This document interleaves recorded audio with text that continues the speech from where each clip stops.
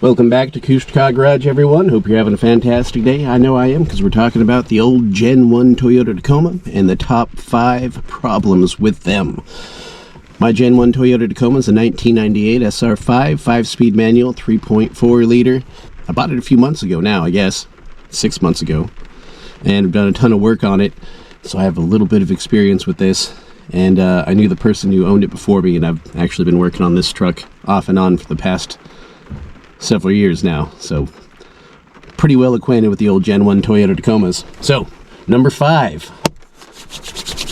If you have an automatic transmission, they are a little prone to solenoid issues and degrading transmission fluid, so you may have some issues shifting. Not so much an issue with the manuals, but with a little bit of wear and tear after about 150,000 miles or so, you can have some clutch issues. But such is the way with anything clutch, and that just really depends on how you're driving it as well. But automatic transmissions are prone to solenoid failure, so go ahead and get them checked out routinely, especially if you just got your truck or you're about to buy a truck. Have it inspected and just run it through the ropes to see what you're up against. Number 4, valve cover gasket failure. I just did this job about a month ago. It's not too difficult, but it is definitely a well-known problem with the Gen 1s.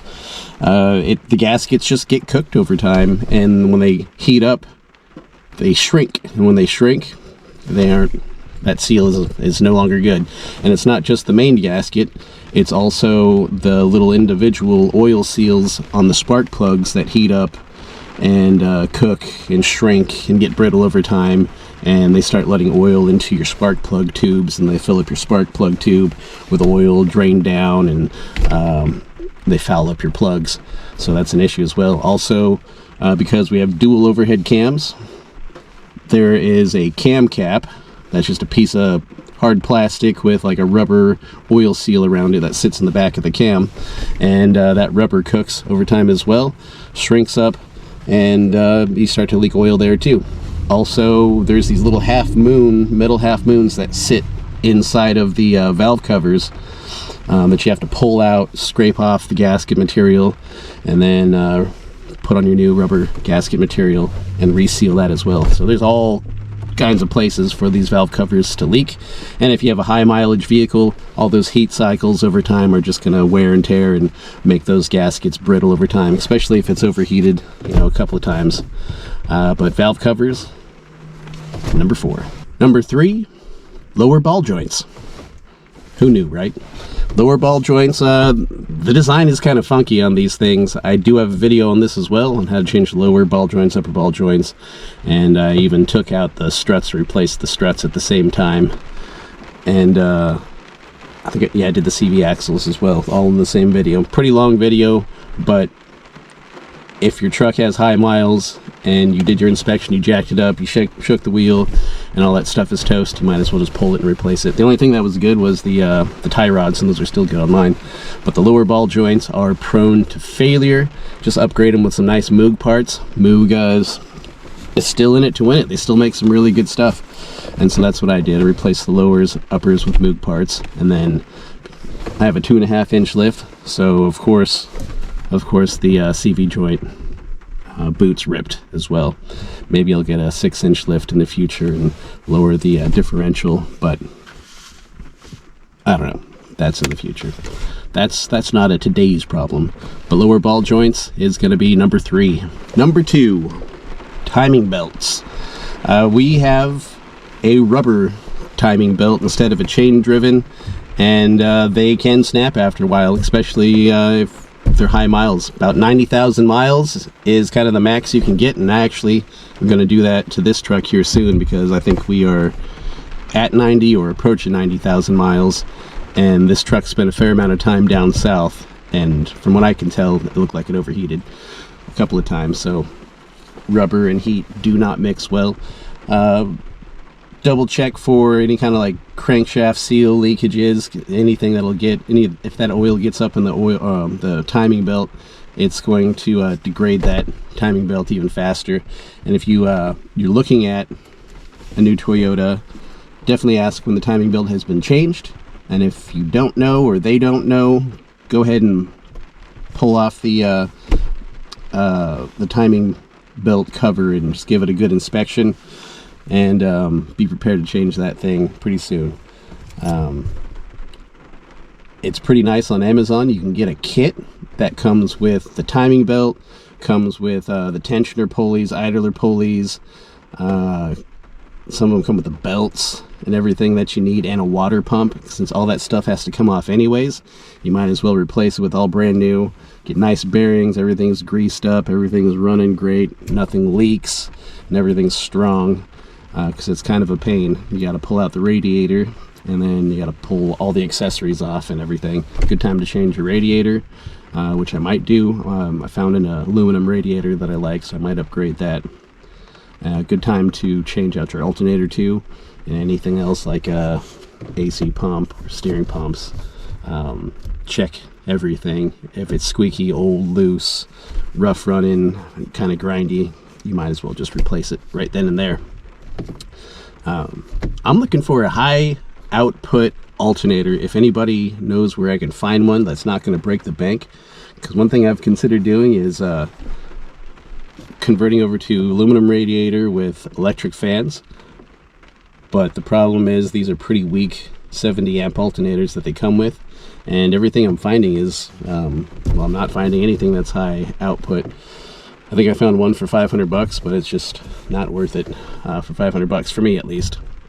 I'll just get the aluminum radiator for a couple $100, and that should keep my temps under control, and which will keep my clutch fan from engaging so much, which will save fuel mileage ultimately.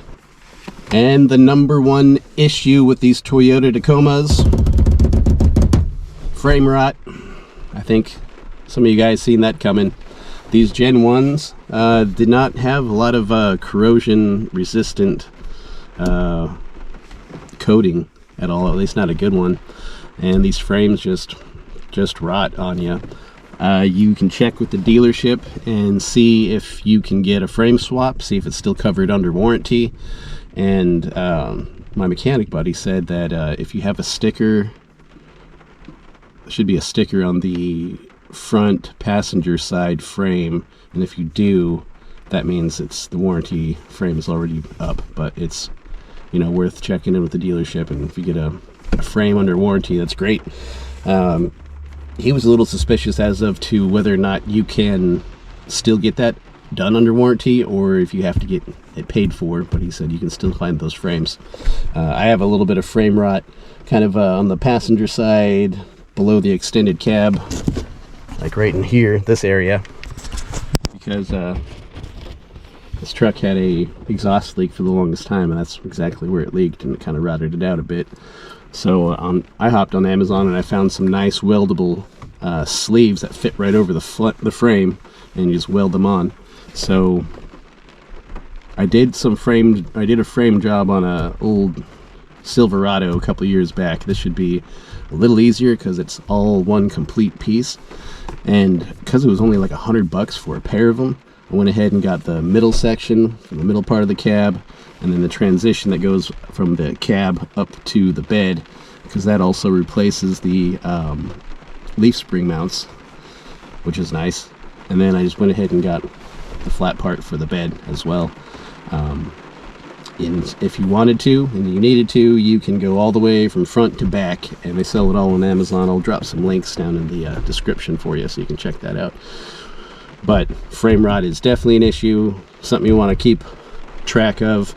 And if you go out on the beach or anything, definitely hose off your truck. If you live in the Rust Belt or on the coast like I do, taking your car through the car wash, getting that underspray is very beneficial to you every once in a while.